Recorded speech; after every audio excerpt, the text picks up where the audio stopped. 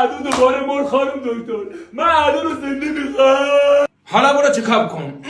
چی کارش داری کشتیش؟ برو کارتو بکن تا تو هم کتک نخوردی ها. بس که کتی. آره راست میگی، برو کارتو بکن تا کتک نخوردی. اینا خانوادگی وحشی ان. بیا برو یه چای بیار، انتر خانم گوه اضافی هم نخور. چایو من برای خانم دکتر میارم. وحشی تو گو خورده با خانم دکتر. شما همتون نیاز به چکاپ دارین. اول منو چکاپ کنین خانم دکتر. دست خانم دکتر بهت بخوره تا یه ماه تمام سرویس ها تعطیل. بذار خانم دکتر منو چکاپ کنه تا 1 سال سرویس رو تعطیل کن. اشکال بی ارزه بی غیرت. بذارید اول پدرتون چکاپ کنم بعد شما رو چکاپ میکنم.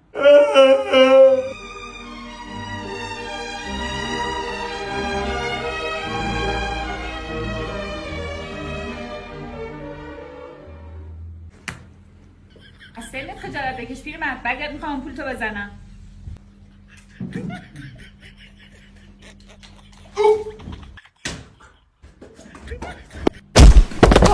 مگه داری گاو هم پول میزنی؟ واقعا همه نیاز به روانپزشک داریم دیوونا. یکم چه برو شبیه عجله میمونی. بده حساب تو رو هم میزم بیر.